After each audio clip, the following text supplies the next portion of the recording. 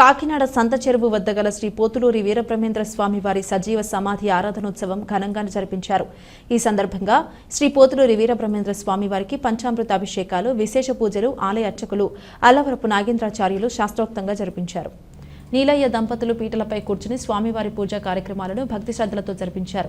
స్వామివారి 331వ సజీవ సమాధి దినోత్సవం సందర్భంగా జరిగిన పూజా కార్యక్రమాలలో పెద్ద సంఖ్యలో భక్తులు పాల్గొని స్వామివారి పూజా కార్యక్రమాలను కనులారా తిలకించారు.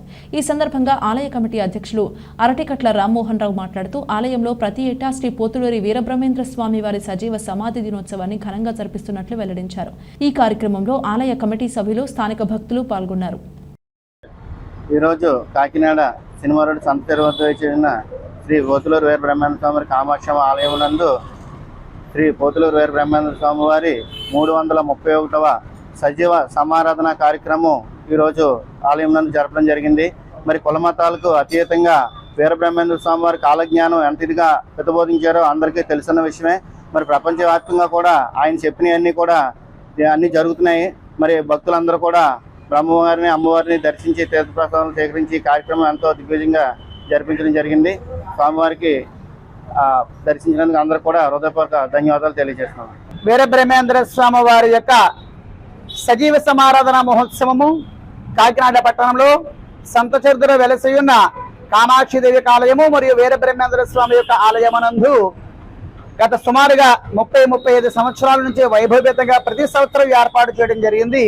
ఈ సంవత్సరం కూడా వైభవేతంగా స్వామివారిని రాబోయే తరంలో ఎప్పుడు ఏమి జరిగిందో మంచి చెడు 2 విషయాలు చెప్పిన మహానుభావుడు, విష్ణుమూర్తి అంశ సంభూతుడు, భూత భవిష్య వర్తమానములు అనార్గళంగా వైభవేతంగా కనుసేగల్లో చెప్పిన మహానుభావుడు. ఎప్పుడు విపరీత వైపరీత్యాలు ఏర్పడతాయి, ఎప్పుడు సుఖ సంతోష భోగభాగ్యాలతో అందరూ కూడా సంతోషంగా ఉంటారు, ఎవరు ఏ విధంగా నిర్జీవులవుతారు, ఎవరు ఏ విధంగా సజీవులవుతూ ఉంటారని చెప్పేసి వైభవేతంగా చెప్పడం జరిగిన మహానుభావుడు విష్ణుమూర్తి అంశ సంభూతుడైనటువంటి వీరబ్రహ్మేంద్ర స్వామి వారు లక్ష్మీ అంశ సంభూతులైనటువంటి జగన్మాత గోవిందమాంబ ఈ రోజు ఆదివారము వైశాఖ శుద్ధ దశమి. అప్పుడు అంటే 331 సంవత్సరాలు వెనక భాగంలో చెప్పాను, అప్పుడు సజీవ సమాధి అయినది.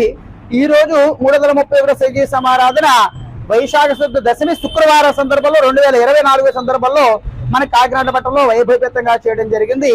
ప్రతి సంవత్సరం ఇదే విధంగా మనం చేయడం జరుగుతుంది. మరియు ఈ రోజు శుక్రవారం యొక్క సందర్భం వచ్చింది కాబట్టి అన్నదాన కార్యక్రమం కూడా మన కమిటీ వారందరూ కూడా ఏర్పాటు చేయడం జరిగింది.